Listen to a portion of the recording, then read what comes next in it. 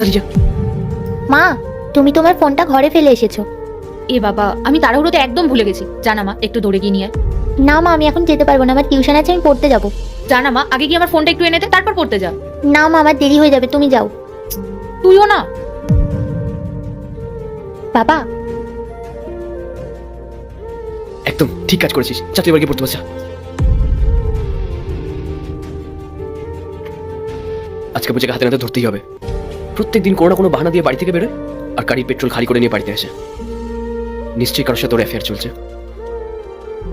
তোর কি করেছে, ফোনটা বলে আমি চলে এলাম। শিট, কতটা লেট হয়ে গেল। ও হয়তো টেনশন করবে, একটা কল করে দিই। হ্যালো। হ্যাঁ হ্যাঁ, আমি বেরিয়ে গেছি, আর কিছুক্ষণের মধ্যেই আসছি। আরে হ্যাঁ বাবা, আমি কিছুক্ষণ ওখানে থাকবো, তুমি অত টেনশন করো না। হ্যাঁ, আমি আমার হাজব্যান্ডকে মিথ্যা কথা বলেই বেরিয়েছি। ঠিক আছে, আমি আসছি, হ্যাঁ রাখো।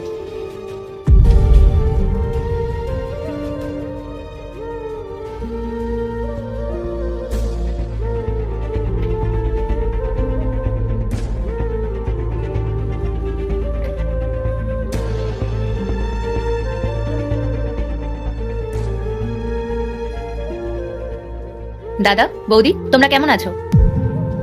বোন, আমি তোকে কতবার বলেছি তুই এই বাড়িতে আসবি না, কারণ রাহুল পছন্দ করে না তুই এই বাড়িতে আসিস।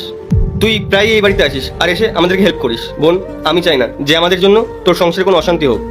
হ্যাঁ পূজা, মনোজ একদম ঠিকই বলেছে। আর তোমার আমাদের নিয়ে এত চিন্তা করতে হবে না, আমরা ঠিকই কোনো না কোনো ভাবে টাকা অ্যারেঞ্জ করে নেবো। দিদি, আমরা চাই না যে আমাদের জন্য তোমার সংসারে কোনো ঝামেলা হোক। বৌদি, দাদা, তোর এইসব কি কথা বলছিস? বৌদি, দাদার অপারেশনটা এখন বেশি ইম্পর্টেন্ট। যদি সঠিক সময় ট্রিটমেন্ট না হয় তাহলে হিতে বিপরীত হতে পারে। আর তার মধ্যে দাদার তো এখন ভালো কোনো জব নেই। আমি খুব ভালো করে জানি তোমাদের পরিস্থিতি এখন কেমন চলছে। আর রাহুলের পছন্দ না, তার জন্য তো আমি আমার দাদার স্নেহের বাঁধনটা ভাঙতে পারি না, তাই না? দাঁড়াও দাদা, এই টাকাগুলো রাখ, তোদের প্রয়োজন হতে পারে। বোন, তুই রাহুলকে না জানি সবসময় আমাকে এরকম ভাবে টাকা দিয়ে যাস, আমার এটা একদম ভালো লাগে না। রাহুল জানতে পারলে ও খুব রাগ করবে। এর পরের বার থেকে যখনই তুই এখানে আসবি এভাবে টাকা নিয়ে আসবি না। পূজা, আমরা শুধু এটাই চাই যে তুমি ভালো থাকো। যদি আমাদের জন্য তোমার আর রাহুলের মধ্যে ঝামেলা হয়, সেটা আমাদের একদমই ভালো লাগবে না। বৌদি, তোমরা তো চিন্তা করো না, কিচ্ছু হবে না, দেখবে। আর রাহুল এসব বিষয়ে কোনোদিনই জানতে পারবে না। আর তাছাড়াও দাদার এখন এরকম পরিস্থিতি, এইভাবে তো আমি এখন দাদার হাতটা ছেড়ে দিতে পারি না, বলো। দাদা, আমি খুব ভালো করে জানি যে তুই ছোটবেলা থেকে কত ভালোবেসে আমাকে মানুষ করেছিস। আর বৌদি, আমি এটাও জানি তুমি এই বাড়িতে আসার পরে এই সংসারের জন্য কত কিছু করেছো। শোনো, তোমরা এত চিন্তা করো না। রাহুল এই বিষয়ে জানতে পারলে দেখবে ও সবটা মেনে নেবে, কিচ্ছু হবে না। দেখলে মনোজ, পূজা কত ভালো। ও বিয়ের আগেও যেমন ছিল, বিয়ের পরও তাই আছে। তুমি সত্যি খুব ভাগ্যবান পূজার মতো বোন পেয়ে। পূজা, তোমাকে অনেক অনেক। পার্ট 2 দেখতে সাবস্ক্রাইব করো ভেলকু 78M।